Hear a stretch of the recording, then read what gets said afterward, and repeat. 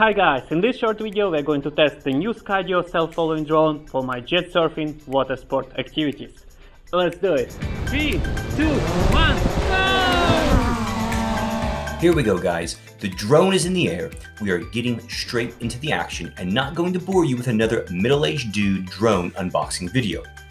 You've seen hundreds of them already, I'm pretty sure of. If you don't know what Skydio 2 is, it's the first fully autonomous drone with a real 360-degree obstacle avoidance feature, which uses a combination of camera vision and GPS to track your movement and avoid the obstacles in real time.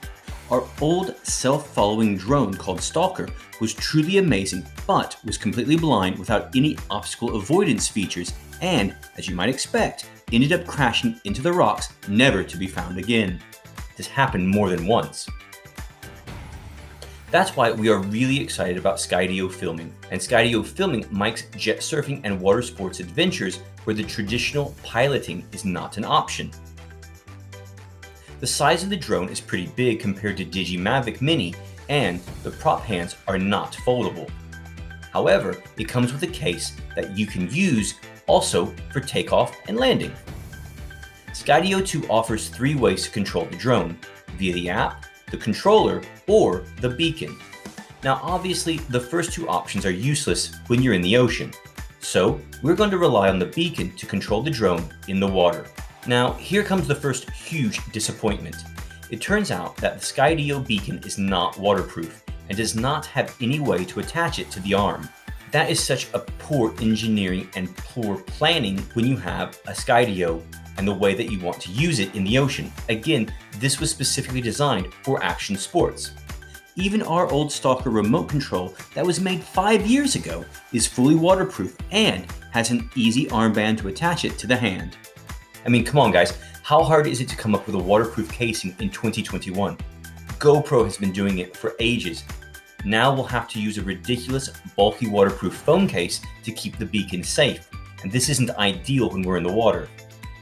Now on the bright side, the beacon itself is pretty cool and has a lot of options and tracking modes that I'm sure you are familiar with. The coolest one is called the Magic Wand, where you can click on a blue button and drag and drop Skydio drone in the air to the desired location. However, the most interesting feature for water sports is the orbit mode, where the drone orbits around the surfer. It's really cool. You can set the speed and the distance of orbiting. The double tap can help you make a quick droney shot. Now this works really well when you're out in the water.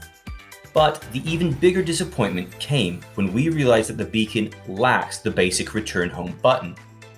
As you know, all DJI drones and Staaker have a basic feature where the drone is automatically returned home when the battery level is low. We were completely shocked to find out that the Skydio Beacon has no return home button and no low battery return home feature at all. And it can only land straight into the water if you forget to come back in time when the battery gets low. The app does have a return home feature, but again, using the app in the water and for action sports is really not an option. We really hope this basic but critical feature will be added to the future updates of the Skydio Beacon. Otherwise, it's going to be really difficult to use. Now, don't get me wrong, we love the drone and the 4K camera, superb tracking and obstacle avoidance, but without a safe return home to the shore feature, it's not very useful or safe for water sports, and will require additional help from a pilot friend on the shore, which kills the whole purpose of being fully autonomous. Now let's land the drone using the case landing, change the battery, and get straight to the jet surfing action to see how it can track the surfer over vast areas of water. And now it's time to test Skydio to track my jet surfing. I'm using this waterproof bag and a beacon to track my movements. The plan is when the battery reaches 30%, I will press the return home button and it will return home safely. Finger crossed. Let's do it. All right.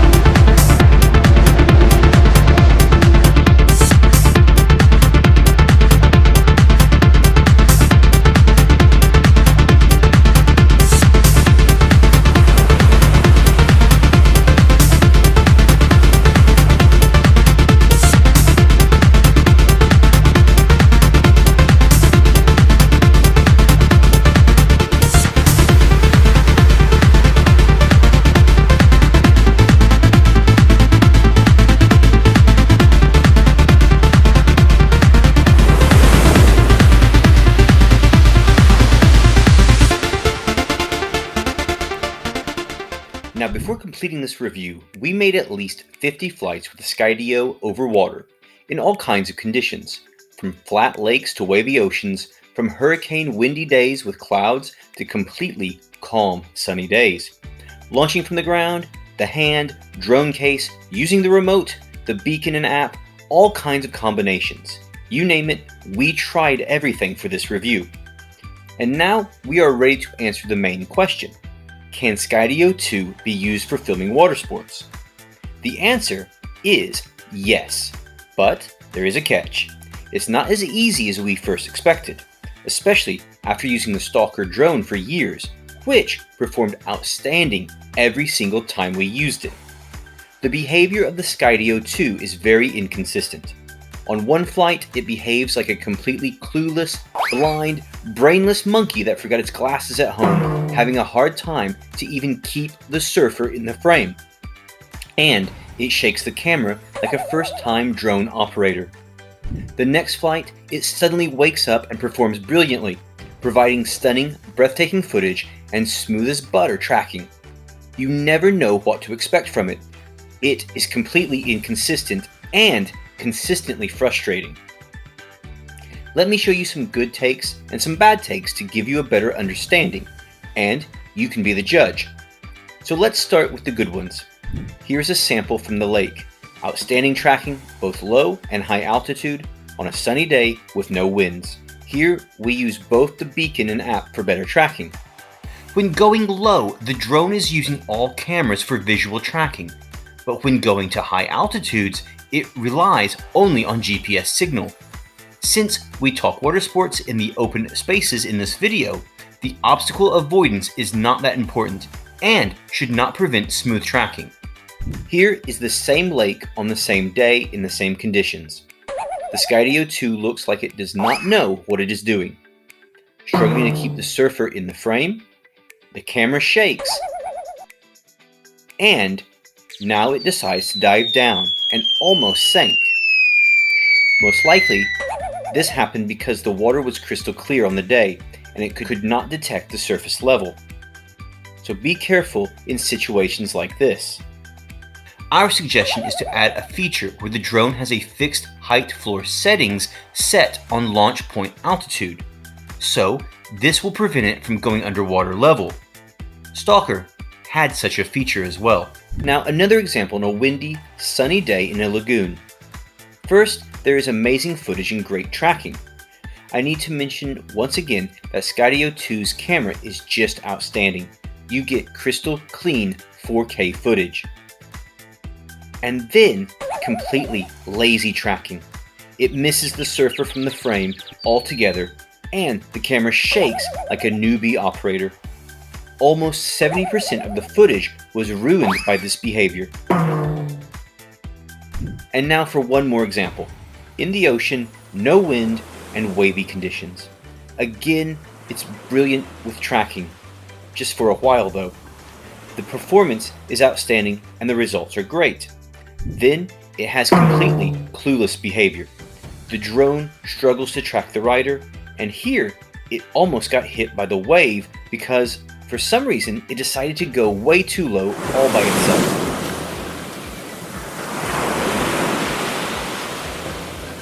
Now look, here we see the surfer fell off the board and the GPS tracking was lost when the beacon went underwater, instead of patiently waiting and hovering in one place.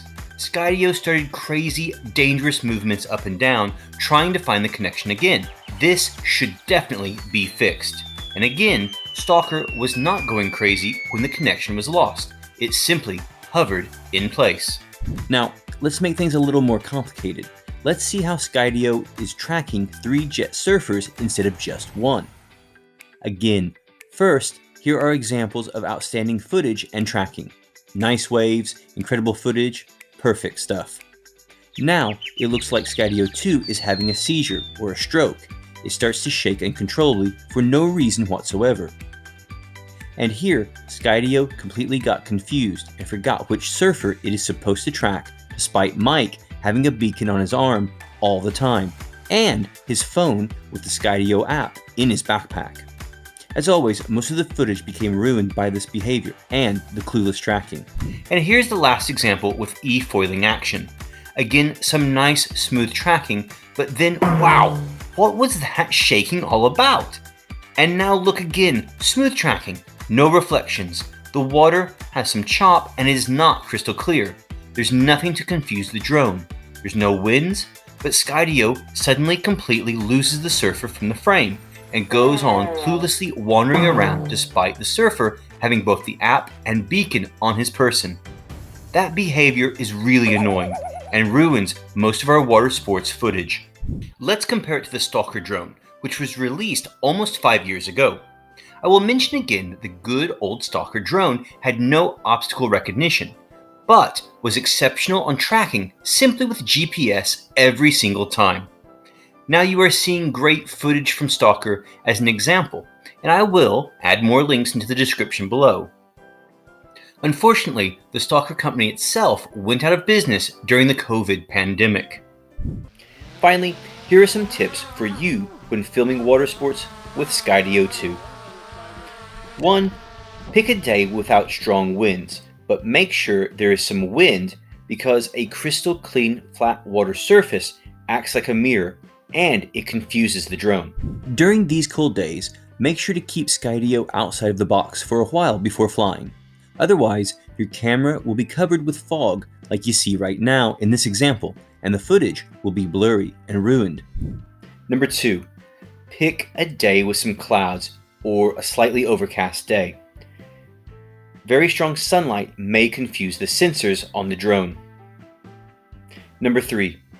If you don't have a friend with a controller on the shore, then make sure to have both the beacon and app with you and monitor the battery level at all times. This way you can make sure to return to shore before 30% battery is left, and you can manually land it. If you fail to do it, then your last chance is to click on the app, return to launch point. This is a way to save the drone, or else it will just land in the water when the battery is too low. The drone lacks a very important automated return home feature when the battery is low, like all other drones have. So I hope this will be fixed in the future with software updates. Number 4.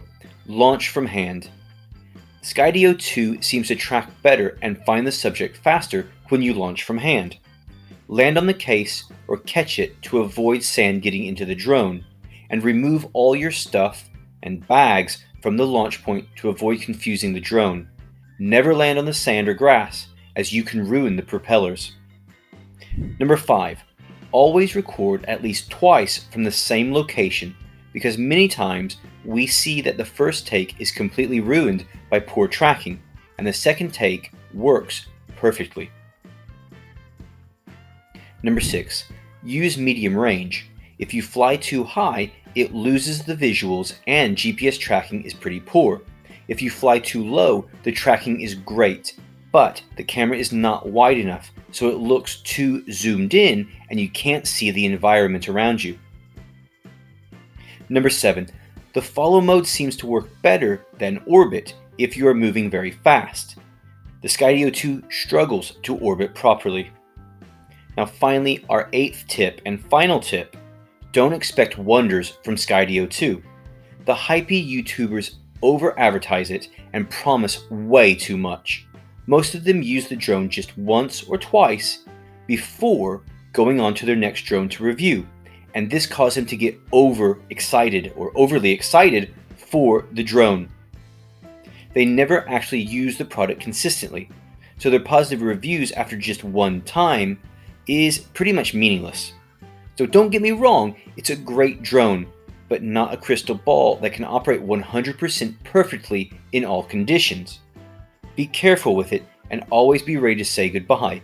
Fly it like each flight is your last, and always copy the footage to your computer after each flight. Otherwise, enjoy the Skydio 2. And to close this video positively, I couldn't help myself but renting Tesla to see how Skydio 2 is tracking the car. I know this part looks like Tesla commercial, but the footage is just awesome. Alright guys, thank you for watching. Let me know in the comments below how Skydio is working for you. Let's roll the footage.